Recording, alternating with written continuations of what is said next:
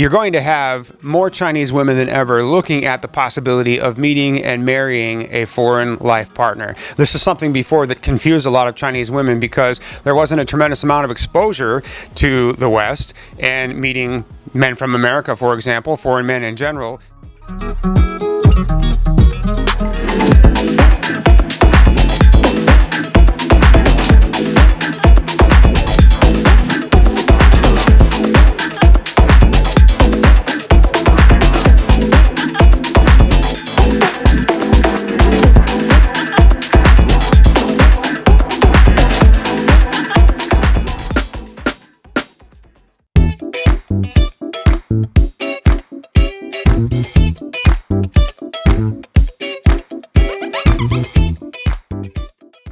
Women in China are now more educated, more professionally employed, more financially stable than ever. They're incredibly resourceful, tenacious.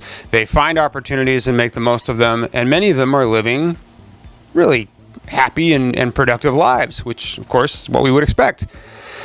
And yet millions of women in China who are 29 years of age and older are still unmarried. And there's a lot of pressure in Chinese society for women to get married. There's pressure from family. In fact, a lot of women who have been interviewed in China have said that the pressure from family to get married is immense.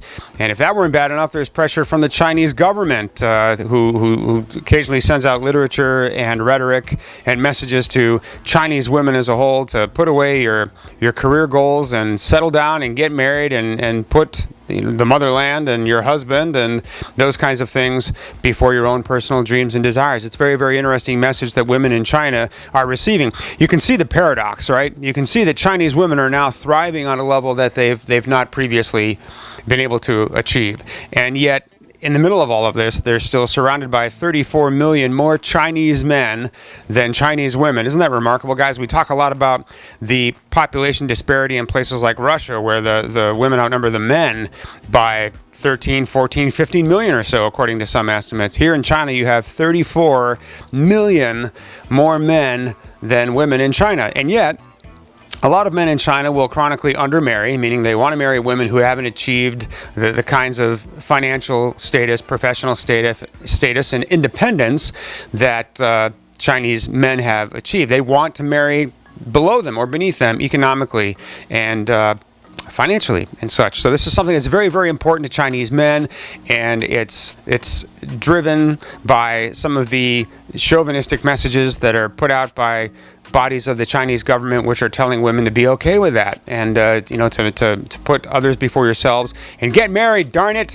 enough with career goals and independence and that kind of thing. So now what happens is you're going to have more Chinese women than ever looking at the possibility of meeting and marrying a foreign life partner. This is something before that confused a lot of Chinese women because there wasn't a tremendous amount of exposure to the West and meeting men from America, for example, foreign men in general. But now that foreign men have come to China in larger numbers than previously because of industry and opportunities and those kinds of things, because there are more expats living in China, women have gotten some exposure to Western values, and I think a lot of Chinese women are now basically deciding that a foreign guy may actually share my values, the values which say that I can have what I want in the way of career and family and personal achievement and financial stability, etc., for myself personally, and still find a life partner who will support and nurture that. And there's our calling, guys. For those of you who have an interest in the beautiful women of China, the many, many, many beautiful women of China who struggle to find a life partner,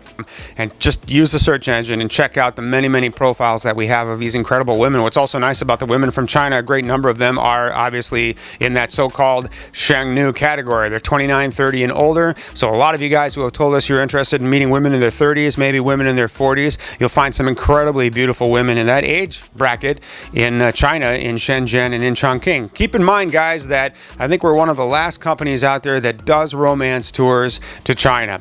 We're one of the last companies that does romance tours anywhere, but we absolutely do celebrate when our men and women meet each other and great things happen as a result of that. We love to hear of those engagements and marriages and families getting started. So we have tours to Shenzhen, we have tours to Chongqing, two very, very beautiful cities in China, two very unique and different cities. Do you feel like your search may be hopeless? Check out our website at mydreamasian.com. If you enjoyed this video, be sure to give us a thumbs up and subscribe to our channel. Then click on the notice bell to get notified every time we add something new.